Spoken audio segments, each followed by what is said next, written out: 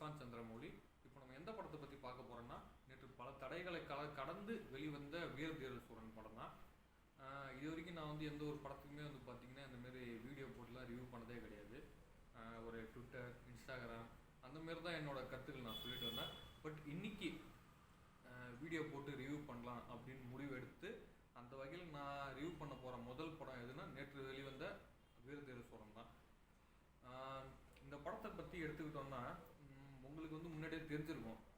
பேசுகிற அந்த ட்ரைலர் படம் வந்து இப்படி தான் இருக்க போகுது, ஃபுல்லாக நைட் எஃபெக்ட் தான் காட்ட போகிறாங்க. அதான்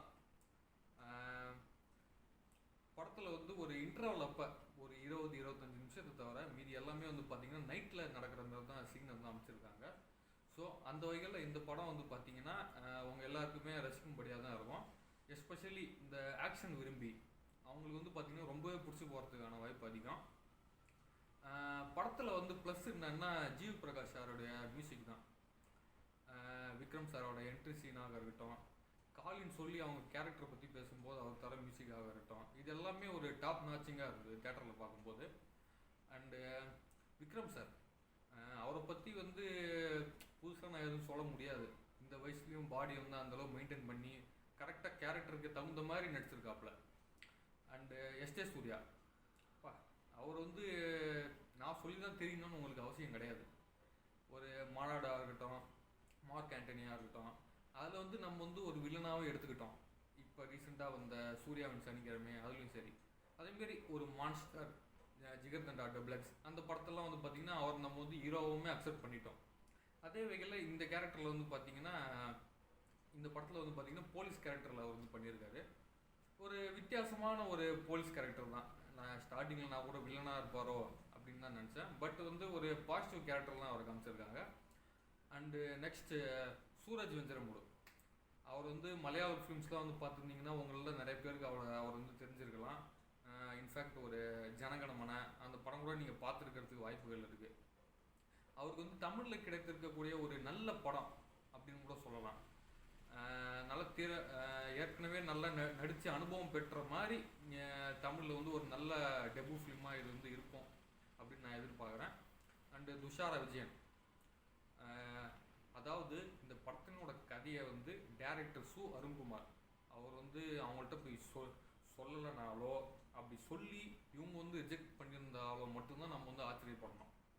ஏன்னா அவங்களுக்கே உரித்தான ஒரு கேரக்டர் வந்து அவங்களுக்கு வந்து அமைஞ்சிருக்கு. லைக் அவங்க வந்து சார்பட்டா பரம்பரையில் பண்ண மாதிரி. ஓவரால் இது வந்து ஒரு நல்ல ஃபிலிம் அப்படின்னு தான் நான் சொல்லுவேன். மேபி சில லேடி ஃப்ரெண்ட்ஸ் அதாவது ஃபேமிலியோடு போகிறீங்க, குடும்பத்தில் வந்து பசங்க பொம்பளை பசங்க எல்லாம் அவங்களோடலாம் போகிறீங்க அப்படின்னா மட்டும் அவங்களுக்கு வந்து படத்தில் வந்து செகண்ட் ஹாஃப் வந்து இந்த ஆக்ஷன் காட்சிகள்லாம் பிடிக்காமல் போகலாம். அதர்வைஸ் இந்த சினிமா லவர்ஸில் வந்து பார்த்திங்கன்னா பர்ஃபெக்ட் ட்ரீட் அப்படின்னு தான் நான் சொல்லுவேன். Especially for Chiyaan Vikram sir fans அவங்களுக்கு வந்து பார்த்திங்கன்னா ஒரு செகண்ட் ஹாஃப் அதாவது கிளைமேக்ஸ் முன்னாடி நடக்கிற ஒரு ஃபைட் சீனில் வந்து பார்த்திங்கன்னா ஒரு அவர் நடித்து வெளிவந்த படத்துலேயே இருக்கக்கூடிய ஒரு பாட்டை வந்து திரும்பி ஆட் பண்ணியிருக்காங்க. ஸோ அவங்களுக்கு வந்து ரொம்பவே ஒரு தேட்டரிக்கல் மூமெண்ட்டாக இருக்கும்.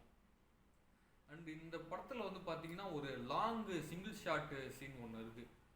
அது வந்து காட்சிப்படுத்தணும் ஏதோ வந்து பார்த்திங்கன்னா நல்லா டெரிஃபிக் ஒன் அப்படின்னு தான் சொல்லி ஆகணும். ஓவரால் இந்த படம் வந்து எப்படி இருக்குது அப்படின்னு கேட்டிங்கன்னா கம்ப்ளீட் பிளாக் பஸ்டர் அப்படின்னு சொல்லலாம். இந்த படத்தை பொறுத்த வரைக்கும் நீங்கள் நம்பி தாராளமாக போய் தேட்டரில் பார்க்கலாம். அப்படின்றதுக்கு நான் உங்களுக்கு தர முதல் மற்றும் முக்கிய ஷூரிட்டி என்னன்னா, உங்கள் எல்லாருக்கும் கைதி படம் பிடிக்கும். கைதி படம் பிடிச்சிருந்தா கண்டிப்பாக இந்த படமும் உங்களுக்கு பிடிக்கும், அதுக்கு நான் கேரண்டி. இதோட இந்த ரிவ்யூ முடிச்சுக்கலாம். இதுக்கப்புறம் இன்னொரு படத்தை பார்த்துட்டு நான் வந்து ரிவ்யூ சொல்கிறேன். அதுவரை உங்களிடமிருந்து விடைபெறுவது நான் உங்களுக்கு பிரசாந்த் சந்திரமௌலி.